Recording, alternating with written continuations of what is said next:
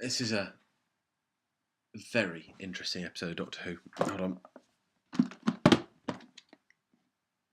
I can't really get this in shot, can I? Let's do that. It's a very interesting episode of Doctor Who. And the reason for that is partly because as a continuation of the Daleks Master Plan, it's great. We have the Daleks recovering the Tranium core. That feels suitably heavy. We get a farewell to the monk, which is nicely comic. We get some nice interplay between Ian and Sarah, but it's not quite as spiky as you'd want it to be.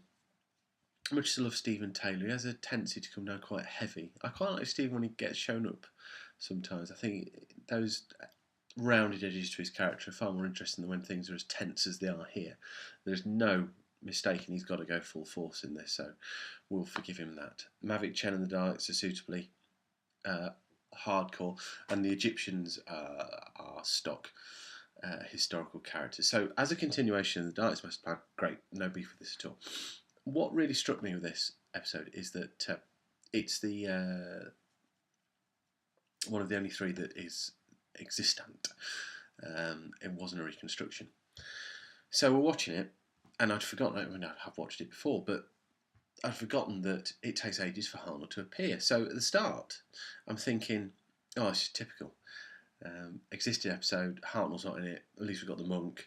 Yeah, well, it's not quite as much fun with the monk, but it's better than without the monk, and rah, rah, rah. And I'm thinking this thing, I'll just go with it. And in the back of my mind, I'm thinking, oh, it's going to be so disappointing to think that Daleks Master Plan is going to be spoiled, because if this was one of the reconstructed episodes, you just go with it. And then, out of the blue, Hartnell turns up, like quite late into the episode, 5 minutes, which is quite a significant amount of time in 20-minute episodes.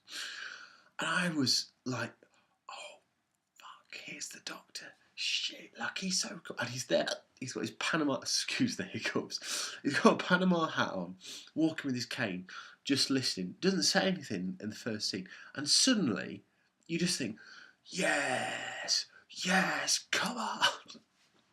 And it strikes me that this is a key example of how Doctor Who has progressed, because in its first season, you take the episodes without Hartnell and you just go with it, because Ian was important and Barbara was great, and Susan and Vicky, well, Vicky in particular was fantastic. But now, all of a sudden, even with the Daleks in the story, it's the Doctor that makes things happen. It's the Doctor that provides the spark and the edge. And even the monk, who, oh God, these hiccups. Even the monk, who is a tremendous character, and I love to see, just doesn't touch the edges. And if I think this is I don't think it's designed this way, but I just think when the Hartnell comes into it, you sit back as a viewer and go, oh yes, now who's back on the telly? And it's fabulous. So yeah, it was good. And then he's phenomenal throughout the rest of the episode. Like, Hartnell is so commanding throughout this episode. He just doesn't take any nonsense at all, sorts things out. Oh, he's just class act. No, really, Hartnell gets such a... Well, he doesn't get a bad press, but people just don't remember him as the Doctor, and yet he's phenomenal as the Doctor, and he clearly loves doing it. And all this bumbling crap. You put this episode on, there is no nonsense here. The Doctor in this means every word. Brilliant.